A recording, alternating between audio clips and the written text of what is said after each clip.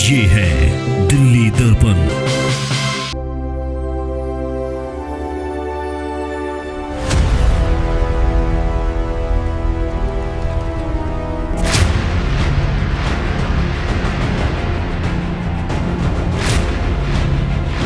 मेरे भाइयों, मैं एक और महत्वपूर्ण जानकारी आपके समक्ष रखना चाहता हूँ।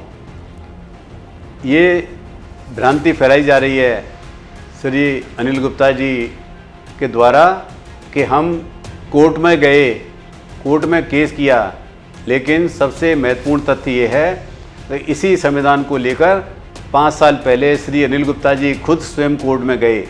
यही संविधान उनके हाथ में था जब श्री पवन गुप्ता जी प्रधान थे, और इलेक्शन में सिर्फ 1 महीने की देरी होने के कारण आप कोर्ट से गए, कोर्ट में निवेदन किया कि इलेक्शन समय पर होने चाहिए।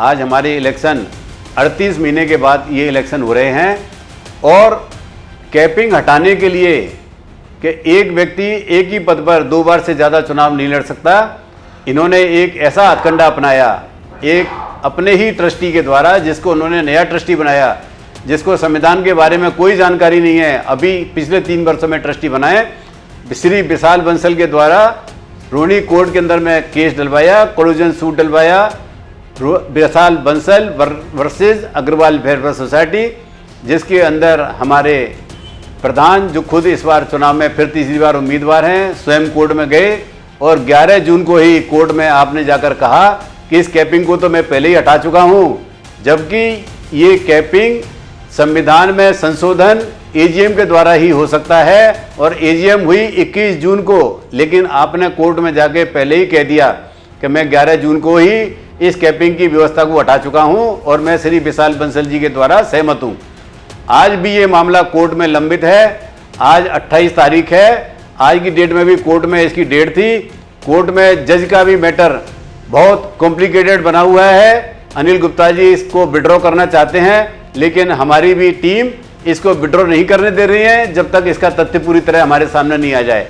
ये जानकारी मैं आपके समझ इसलिए रख रहा हूँ कि आपको हकीकत से पता चले कि किस प्रकार के हथकंडे अपनाकर ये खुद तीसरी बार चुनाव लड़कर अपने वोटों के बल पर किस प्रकार सोसाइटी पर कब्जा करना चाहते हैं। यही तथ्य मैं आपके सामने रखना चाहता हूँ। आप इस पर गौर करें, विचार करें, और बहुत सोच समझ कर अपना निर्णय इस बार दें। इस बार का चुनाव ये बहुत ही महत्वपूर्ण चुनाव है। इस बार नहीं तो कभी नहीं इस सोसाइटी में मैं समझता हूं कि दोबारा आपको वोट देने का भी मौका नहीं मिलेगा, अगर आपने इस पर सोच समझकर निर्णय नहीं किया तो। यही मेरा आपसे निवेदन है। मैं पुनः आपसे निवेदन कर रहा हूं हाथ जोड़कर कि इस बात को अपने जहन में लाएं कि ये क्यों ऐसा करना चाहते हैं। यही मैं आपके समझ रखना चाहता हूं, और इनको ऐसा सबक सिखाएं कि ऐसी गलती जीवन में फिर कभी ना करें। बहुत बहुत धन्यवाद। लेटेस्ट खबरों के लिए सब्सक्राइब करें हमारा YouTube चैनल या फिर लॉग ऑन करें www.delhidarpantv.com। खबरों की कवरेज और विज्ञापनों के लिए संपर्क करें।